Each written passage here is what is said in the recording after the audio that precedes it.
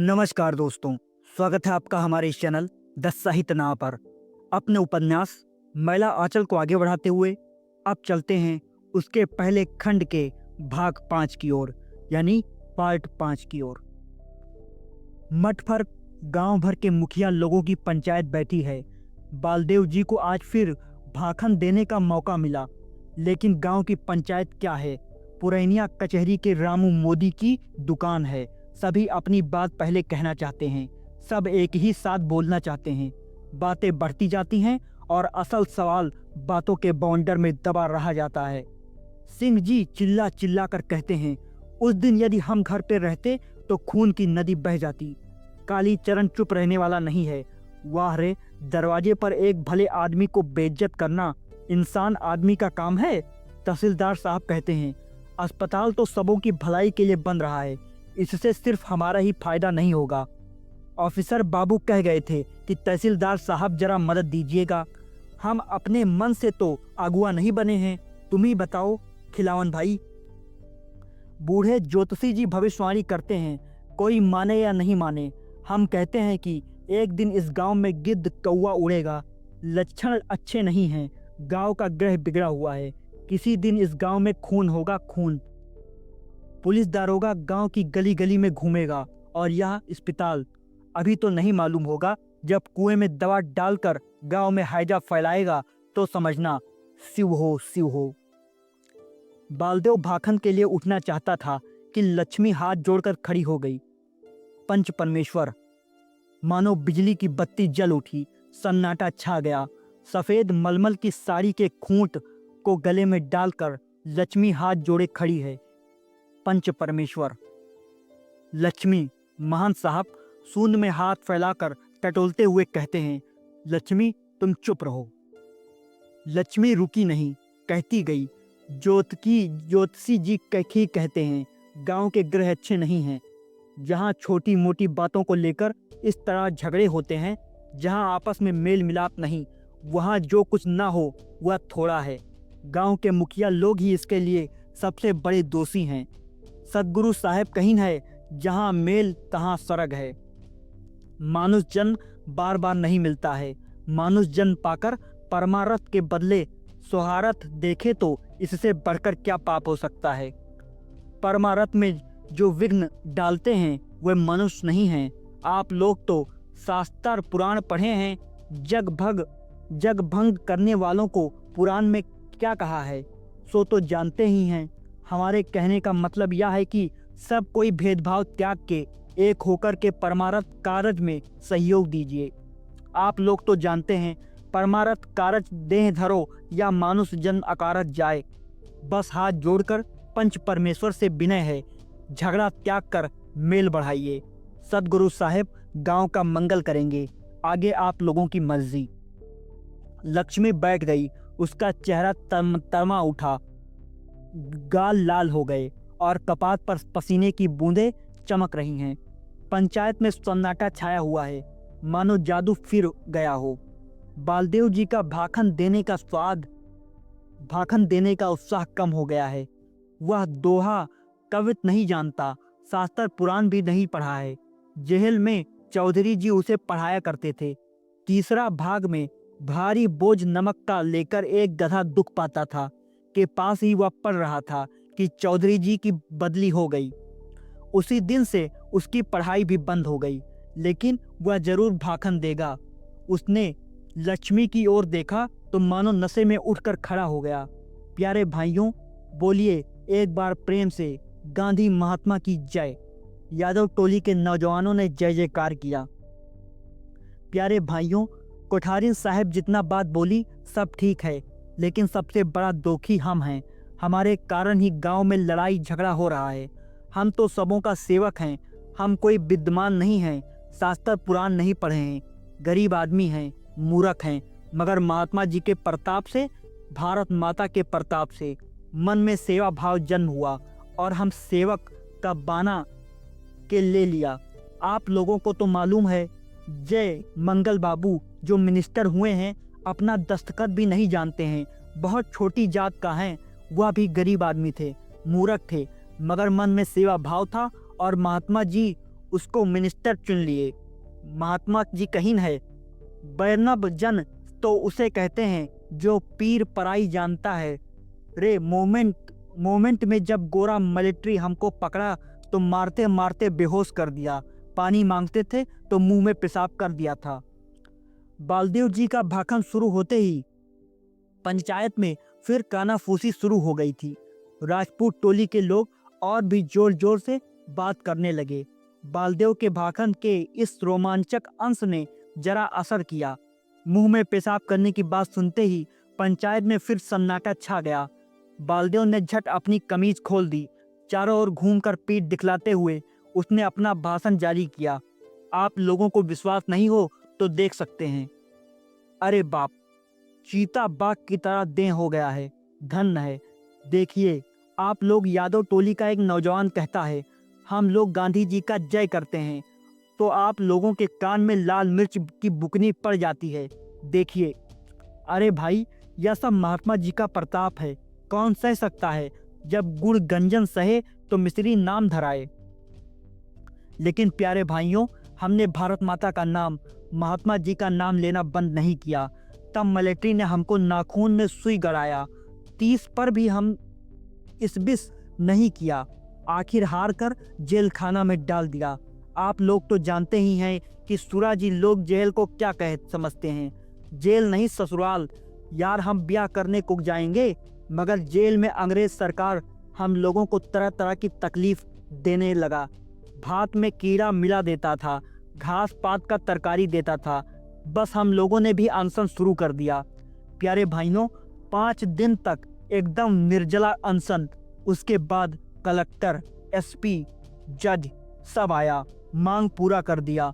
खाने को दूध हलवा दिया। हम लोग बोले दूध हलवा अपने बाल बच्चों को खिलाओ, हम लोगों को बढ़िया चावल दो। सो प्यारे भाइयों, सेवा वर्ष जब हम लिया है तो इसको छोड़ नहीं सकते।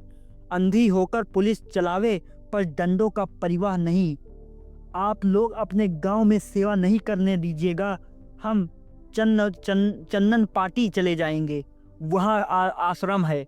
घर घर चरखा घर का चलता रहता है। घर घर में औरत मर्द पढ़ते हैं। महात्मा जी, जवाहिर लाल, रजनी बाबू और दूसरे बड़े बड़े लीडर लोग साल में एक बार जरूर आते हैं। चौधरी जी हमको बार बार खबर भेज देते हैं, बालदेव अपने गांव में चले आओ। हम कहे हैं कि चौधरी जी, आप चू चमड़ा हमारा गुरु हैं, आपका वचन हम नहीं काट सकते। लेकिन अपना गांव तो उन्नति कर गया है, जो गांव उन्नति नहीं किया हम वही सेवा करेंगे। हम मेरीगंज को चंदन पट्टी की तरह बनाना चाहते हैं। हम अपने से गांव में झाड़ी देंगे, मैला साफ करेंगे। हम लोगों का सब किया हुआ है। महात्मा जी खुद मैला साफ करते हैं। जहाँ सफाई रहती है वहाँ का आदमी भी साफ रहता है, मन साफ रहता है। साहब लोगों को देखिए, उनके देश का गांच बिरछे भी साफ रहता है। कोठी के बगीचे में कलेक्टर के गांच को देखिए, एकदम बगुला की तरह उजला है। लेकिन आप लोग हमको नहीं चाहते हैं तो हम चले जाएंगे। आप लोगों को विश्वास नहीं हो, जो पढ़ना जानते हैं इस चिट्ठी को पढ़ लीजिए कि इसमें क्या लिखा हुआ है। टैप में छापी किया हुआ है। 2 साल पहले की चिट्ठी है। कौन पढ़ेगा? बड़े मौके, ये सभी स्कूलिया अंग्रेज लोग भी घर में ही हैं। पढ़ो जी कोई।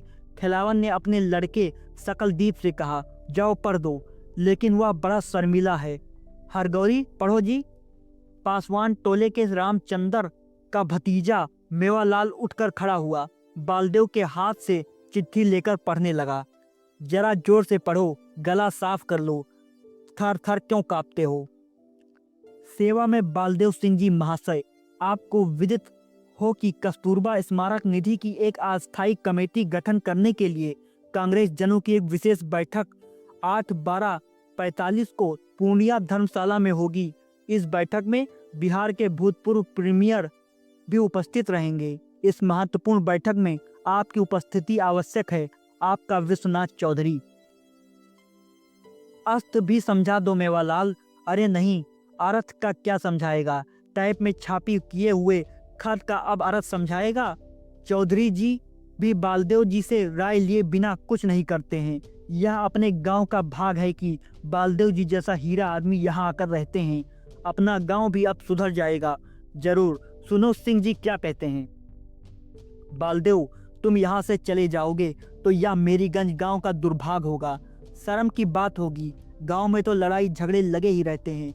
दो हंडी एक जगह रहे तो धनमन होना जरूरी है। तुम लोगों का काम है गांव में मेल मिलाप बढ़ाना, गांव की उन्नति कराना। इसमें जो बाधा डालता है वो अधर्मी है। तुम लोग देश के सेवक हो।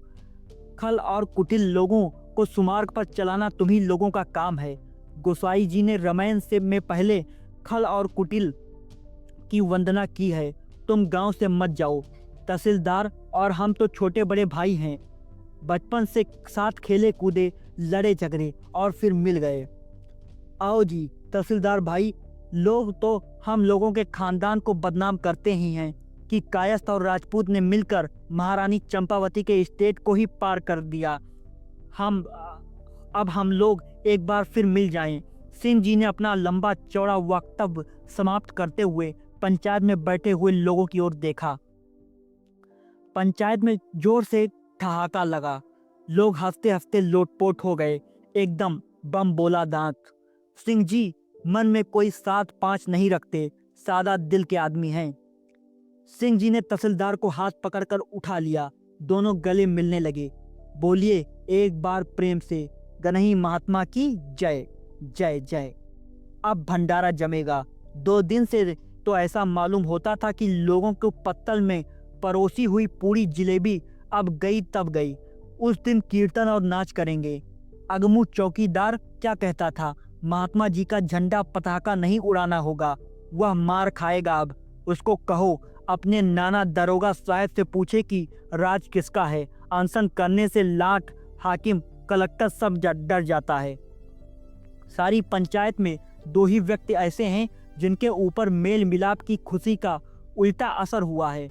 खिलावन सिंह यादव को सिंह ने जिस चालाकी से एक किनारे किया है इसे कोई नहीं समझ पाए, लेकिन खिलावन ने सब समझ लिया।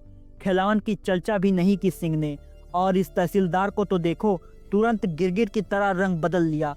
लड़ाई झगड़ा यादव टोली से था और गले मिले तहसीलदार जी।